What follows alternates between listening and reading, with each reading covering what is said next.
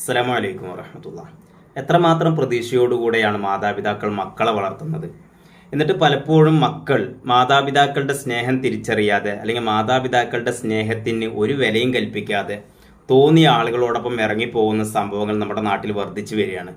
എത്രയെത്ര അനുഭവങ്ങൾ മുമ്പിൽ ഉണ്ടായിട്ടും അതിൽ നിന്നൊന്നും പാഠം ഉൾക്കൊള്ളാതെ അതിൽ നിന്നൊന്നും ഒന്നും പഠിക്കാതെ പ്രണയമാണ് വലുത്, പ്രണയം ദിവ്യമാണ്, പ്രണയം പവിത്രമാണ്, പ്രണയം മാതാപിതാക്കളെക്കാളും മതത്തെക്കാളും മുകളിലാണ് എന്നൊക്കെ പറഞ്ഞ് ഇന്നലകളിൽ പരിചയപ്പെട്ട ആളുകളോടൊപ്പം നമ്മുടെ പെൺകുട്ടികൾ ഇറങ്ങിപ്പോകുന്നു. അവസാനം അവരുടെ ജീവിതത്തിൽ വലിയ പ്രശ്നങ്ങൾ ഉണ്ടാവുന്നു, നരകിച്ച് ജീവിക്കേണ്ടി വരുന്നു. അവസാനം ജീവിതം അവസാനിപ്പിക്കുന്ന, അതല്ലെങ്കിൽ തൻ്റെ മാതാപിതാക്കളെക്കാളും മതത്തെക്കാളും താൻ സ്നേഹിച്ചിരുന്ന, താൻ വിലകൽപ്പിച്ചിരുന്ന തൻ്റെ കാമുകൻ്റെ കൈകളാൽ കൊല്ലപ്പെടുന്ന എത്രയെത്ര സംഭവങ്ങളാണ് നമ്മുടെ നാട്ടിൽ ഓരോ ദിവസവും ഉണ്ടായിക്കൊണ്ടിരിക്കുന്നത്. ഇന്നും ഇന്നലെയൊക്കെ ആയി നമ്മുടെ മീഡിയകളിൽ വന്നുകൊണ്ടിരിക്കുന്ന ഒരു വാർത്തയാണ് തിരുവനന്തപുരത്ത് ഇന്ദുജ എന്ന് പറയുന്ന ഒരു പെൺകുട്ടി, 27 വയസ്സുകാരിയായ പെൺകുട്ടിയുടെ ആത്മഹത്യയുമായി ബന്ധപ്പെട്ടുകൊണ്ടുള്ള വാർത്തകൾ. ആ കുട്ടിയുടെ ആ ഒരു മരണവുമായി ബന്ധപ്പെട്ടുകൊണ്ട് ആ കുട്ടിയുടെ ഭർത്താവ് അഭിജിത്തും അതുപോലെ തന്നെ ആ കുട്ടിയുടെ സുഹൃത്ത് അജാസും ഇപ്പോൾ പോലീസ് കസ്റ്റഡിയിലാണ് തുടങ്ങിയ വാർത്തകൾ മറ്റൊക്കെ നമ്മൾ കാണുന്നുണ്ട്. എന്താണ് ഈ ഇന്ദുജ എന്ന് പറയുന്ന പെൺകുട്ടിക്ക് പറ്റിയത്? കുട്ടി ഒരു പാലക്കാട് ജനിച്ചു വളർന്ന പെൺകുട്ടിയാണ്. പിന്നീട് നല്ല പഠിക്കാൻ പിടിക്കുകയായിരുന്നു. അവസാനം അവൾ തിരുവനന്തപുരം മെഡിക്കൽ കോളേജിൽ പഠനം നടത്തുന്നു. അവിടുത്തെ പഠനം കഴിഞ്ഞ് തുടർന്ന് പഠിക്കണമെന്ന ആഗ്രഹം ഉണ്ടായിരുന്നു. പക്ഷേ സാമ്പത്തികം അനുവദിക്കാത്തത് കൊണ്ട് ആ കുട്ടി തിരുവനന്തപുരത്ത് തന്നെ ഒരു ലാബിൽ ജോലി ചെയ്യുന്നു. ആ ജോലി ചെയ്യുന്നതിനിടയ്ക്ക് അവിടെയുള്ള അഭിജിത്ത് എന്ന് പറയുന്ന ഒരാളുമായി പരിചയത്തിലാവുന്നു. ആ പരിചയം വളർന്ന് അത് പ്രണയമായി മാറുന്നു.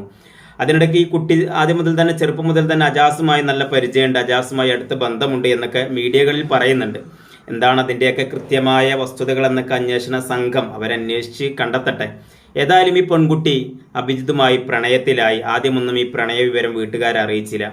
വീട്ടുകാരെ അറിയിച്ച സമയത്ത് അവസാനം വീട്ടുകാർ അതിനെ സമ്മതിച്ചില്ല. മോളെ, അത് ശരിയാവില്ല, നമുക്ക് ചിലപ്പോൾ ആ ഒരു ബന്ധം നല്ലതാവില്ല, മോളുടെ നന്മയ്ക്കാവില്ല, അതുകൊണ്ട് ചിലപ്പോൾ മോൾക്ക് ദോഷമുണ്ടാവാം, അതുകൊണ്ട് മോള് ആ ഒരു ബന്ധത്തിന് മുതിരരുത്, മോൾക്ക് നല്ല ബന്ധങ്ങൾ കിട്ടും, നല്ല ജോലിയുണ്ട്, നല്ല പഠിച്ച പെൺകുട്ടിയാണ്, നല്ല വിവരമുള്ള നല്ല ബോധമുള്ള പെൺകുട്ടിയാണ്, അതുകൊണ്ട് മോൾക്ക് നല്ല ബന്ധങ്ങൾ കിട്ടും, നമുക്കിത് ഉപേക്ഷിക്കാം എന്ന് പറയുന്നു. പക്ഷെ ആ പെൺകുട്ടി ഉപേക്ഷിക്കാൻ തയ്യാറായില്ല. അങ്ങനെ അഭിജിത്തുമായി സംസാരിക്കുന്നതിന് നമ്മൾ എന്ത് ചെയ്യും? ഏതായാലും എൻ്റെ വീട്ടുകാർ സമ്മതിക്കില്ല, എൻ്റെ വീട്ടുകാരുടെ സമ്മതത്തോടു കൂടെ വിവാഹം നടക്കില്ല എന്നൊക്കെ പറയുമ്പോൾ അഭിജിത്ത് പറയുന്നു, നിനക്ക് ഞാനുമായി നല്ല പരിചയമുണ്ടല്ലോ, നമ്മൾ 2 വർഷമായി പ്രണയിക്കുന്നു, ആരൊക്കെ എതിർത്താലും ഞാൻ നിന്നെ പൊന്നുപോലെ നോക്കാം, നിന്നെ ഞാൻ സ്നേഹിച്ച് ഞാൻ നിന്നെ ഒരു കുറവും വരുത്താതെ ഞാൻ നിന്നെ നോക്കാം എന്നൊക്കെ പറയുന്നു. ഈ പെൺകുട്ടിക്ക് നല്ല ജോലിയുണ്ട്, നല്ല സാലറിയുള്ള ജോലിയൊക്കെ ഉള്ള ഒരു പെൺകുട്ടിയാണ്.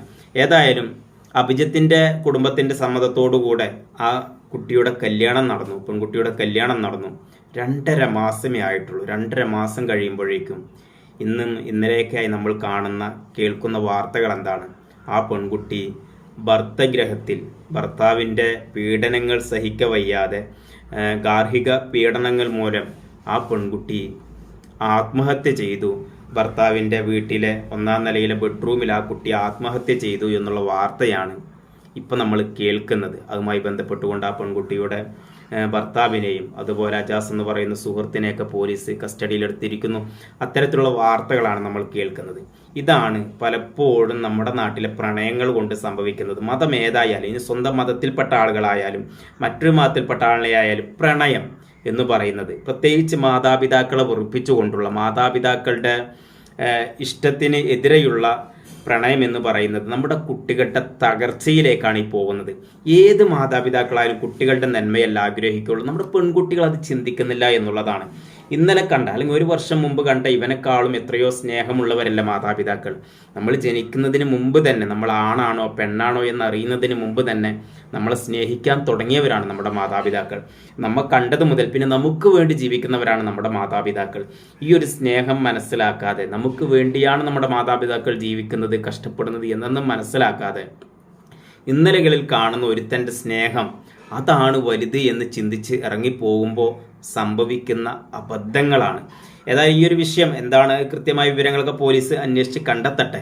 പക്ഷെ ഇതിലൊക്കെ വലിയ പാടുണ്ട്. പെൺകുട്ടികൾ വളരെയേറെ ശ്രദ്ധിക്കണം. നമ്മോട് ഒരാൾ സ്നേഹമാണ്, ഇഷ്ടമാണ്, പൊന്നുപോലെ നോക്കാം, തേനെ പാല എന്നൊക്കെ വിളിച്ച് നമ്മുടെ പിന്നാലെ വരുമ്പോൾ ആലോചിക്കുക, ഇതൊന്നും നമ്മുടെ നന്മയ്ക്കായിക്കൊള്ളണം എന്നില്ല. അവർക്ക് കിട്ടേണ്ടത് ചിലപ്പോൾ നമ്മുടെ പണമായിരിക്കാം, നമ്മുടെ മറ്റെന്തെങ്കിലുമൊക്കെ ആയിരിക്കാം. അത് കിട്ടിക്കഴിയുമ്പോൾ അവർ നമ്മെ കറിവേപ്പിലയെ എടുത്ത് പുറത്തെറിയുന്നത് പോലെ ചവച്ച് നമ്മളെ പുറത്തേക്ക് തുപ്പിക്കളയുന്ന ഒരവസ്ഥയുണ്ടാകും. അത് തന്നെയല്ല ഈ ഇന്ദുജയുടെ വിഷയത്തിൽ ഇപ്പോൾ സംഭവിച്ചിട്ടുള്ളത്. 2.5 മാസമായിട്ടുള്ളൂ. ഒന്ന് ആലോചിച്ച് നോക്ക്. 2 വർഷം പ്രണയിച്ചു. 2 വർഷം പ്രണയിച്ചവരാണ് 2.5 മാസമാകുമ്പോഴേക്കും ഈ ഒരു അവസ്ഥയിലേക്ക് എത്തിയത്. ആ കുടുംബത്തിൻ്റെയൊക്കെ വേദന എത്രത്തോളം ആയിരിക്കും. 4 മാസങ്ങൾക്ക് മുമ്പ് ആ പെൺകുട്ടി ആ വീട്ടിൽ നിന്ന് ഇറങ്ങിപ്പോകുന്ന സമയത്ത് ആ കുടുംബം എത്ര വേദനിച്ചിട്ടുണ്ടാകും. 4 മാസം മുമ്പാണ് കുട്ടിയെ കണ്ടത് എന്നൊക്കെയാണ് ആ കുട്ടിയുടെ അച്ഛനും അമ്മയൊക്കെ പറയുന്നത്. അപ്പോൾ എന്ന് ആലോചിച്ച് നോക്കി, എത്രത്തോളം വേദന ഉണ്ടാക്കുന്ന കാര്യം. എത്രമാത്രം പ്രതീക്ഷയോടുകൂടിയായിരിക്കും മാതാപിതാക്കൾ കുട്ടികളെ വളർത്തുന്നുണ്ടാവുക. ഇത് ഏത് മതത്തിൽപ്പെട്ട കുട്ടികളായാലും ഇങ്ങനെ തന്നെയല്ല. അവരുടെ മാതാപിതാക്കളെ സംബന്ധിച്ചിടത്തോളം അത് ഒരിക്കലും സഹിക്കാൻ പറ്റുന്ന കാര്യമാവില്ല. അതുകൊണ്ട് തന്നെ പ്രണയം എന്ന് പറയുന്നത് അതൊരിക്കലും നമ്മൾ പല ആളുകൾ അതിനെ പ്രോത്സാഹിപ്പിക്കാനുണ്ടാകും. പ്രളയം ദിവ്യമാണ്, പവിത്രമാണ്. നമ്മുടെ നാട്ടിലൊന്ന് ആലോചിച്ച് നോക്ക്. പ്രണയിച്ച് ഒരുമിച്ച് ജീവിക്കുന്നവരുടെ അവസ്ഥയൊക്കെ ഒന്ന് ആലോചിച്ച് നോക്ക്. അപൂർവമായിട്ട് ആരെങ്കിലൊക്കെ നല്ല രീതിയിൽ ജീവിക്കുന്നവരുണ്ടാവും. മാതാപിതാക്കളുടെയൊക്കെ സമ്മതത്തോടുകൂടി വിവാഹം കഴിച്ച് നല്ല രീതിയിൽ ജീവിക്കുന്നവരുണ്ടാവും. പക്ഷേ അധിക കേസുകളും ഇത്തരത്തിലുള്ള പ്രണയ വിവാഹങ്ങൾ എടുത്തു നോക്കിയാൽ എല്ലാം തകർച്ചയിലായിരിക്കും, തകർച്ചയുടെ വക്കിലായിരിക്കും, അതല്ലെങ്കിൽ വലിയ പ്രശ്നങ്ങളിലായിരിക്കും. അപ്പോൾ നമ്മൾ ശ്രദ്ധിക്കുക, പെൺകുട്ടികളൊക്കെ ആലോചിക്കുക. പ്രണയം എന്ന് പറയുമ്പോഴേക്കും അത് ദിവ്യമാണ്, പവിത്രമാണ് എന്നൊക്കെ പറഞ്ഞ് എടുത്ത് ചാടി ജീവൻ നഷ്ടപ്പെടുത്തരുത്. ഇവിടെയും ഈ പെൺകുട്ടിക്ക് നല്ല വിദ്യാഭ്യാസമുള്ള പെൺകുട്ടിയായിരുന്നു. ഇങ്ങനെയൊക്കെ പ്രശ്നങ്ങൾ ഉണ്ടായ സമയത്ത് എന്തോ പെൺകുട്ടികളുടെ ആ ഒരു മാനസികാവസ്ഥ ആ കുട്ടിയെ കൊണ്ട് അങ്ങനെ ചെയ്യിപ്പിച്ചതായിരിക്കാം. എന്താണെന്നൊന്നും അറിയില്ല. എന്തായാലും പക്ഷെ ഒന്ന് ചിന്തിക്കായിരുന്നു. എന്തെങ്കിലും പ്രശ്നങ്ങൾ ഉണ്ടെങ്കിൽ അതിന് പരിഹാരം ജീവിതം അവസാനിപ്പിക്കലല്ലല്ലോ, ആത്മഹത്യ ചെയ്യലല്ലല്ലോ. ആ കുട്ടിക്ക് വേണ്ട എന്ന് പറഞ്ഞ് അവനെ വേണ്ട എന്ന് വെച്ച് സ്വന്തം വീട്ടിലേക്ക് മടങ്ങി വരായിരുന്നു, അല്ലെങ്കിൽ പോലീസിൽ കംപ്ലൈൻറ്റ് നൽകാമായിരുന്നു.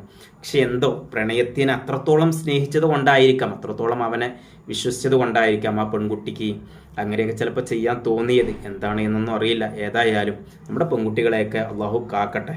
എല്ലാവരും ഇത്തരം കാര്യങ്ങളൊക്കെ മാക്സിമം ഇതിൽ നിന്നൊക്കെ പാഠം ഉൾക്കൊള്ളുക. പ്രണയം എത്ര അവൻ നമ്മെ നോക്കുമെന്ന് വിചാരിച്ചാലും, അല്ലെങ്കിൽ അവൻ എത്രത്തോളം നമ്മൾ നോക്കാമെന്ന് പറഞ്ഞാലും, നമ്മുടെ കുടുംബം നോക്കുന്നത് പോലെ, നമ്മുടെ മാതാപിതാക്കൾ നമുക്ക് നല്ലത് വരട്ടെ എന്ന് ചിന്തിക്കുന്നത് പോലെ വേറൊരാളും ഈ ലോകത്ത് നിങ്ങൾ നന്നാവട്ടെ അല്ലെങ്കിൽ നിങ്ങൾക്ക് നല്ലത് വരട്ടെ എന്ന് ചിന്തിക്കാനുള്ള സാധ്യതയില്ല എന്ന് നമ്മൾ ആദ്യം മനസ്സിലാക്കുക. അള്ളാഹു എല്ലാവർക്കും നല്ലതിന് തൗഫീഖ് നൽകട്ടെ. അസ്സലാമു അലൈക്കും വറഹ്മത്തുള്ളാഹി.